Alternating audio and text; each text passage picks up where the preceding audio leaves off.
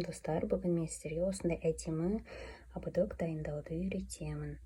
Осындай сәнді ободокты жасау үшін бізге негізгі мата керек. Мен велюр матасын ақ пен қызыл түсін комбинировать етіп алайын деп тұрмын.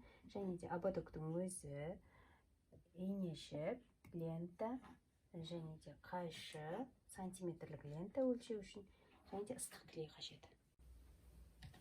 Ободокты қаптау үшін біз екі түрлі мата аламыз. Бір түсті матадан да алуға болады. Мен велюр матасынан ақ және қызыл түсті таңдадым. Және де одан ұзындығы 55 см, ені 9 см етіп қиып аламыз. Мінекей біз ақ матамызды қиып алдық. Енді дәл осындай қызыл матамызды қиып аламыз.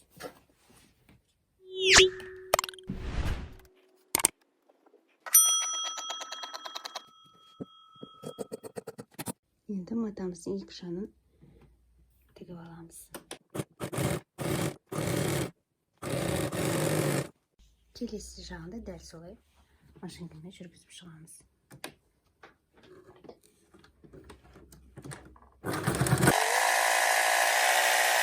Және де осыны оң бетіне айналдырамыз.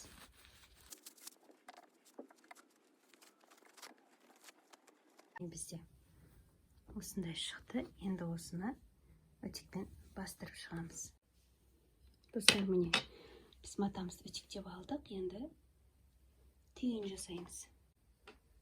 Міне біздің түйініміз дайын болды. Енді осыны ободокке осылайынан бекітіп алдық. Енді екі жағын жабыстырамыз.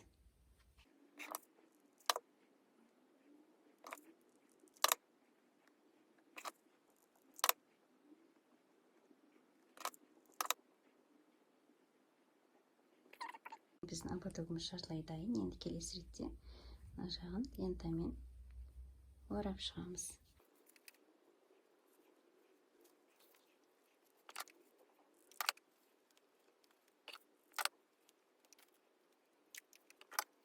Мінекей достар, біздің ободогымыз дайын болды. Ұнаса лайк басып, комментарий жазуды ұмытпаңыздар. Қазір қойып көргеніңізге рахмет.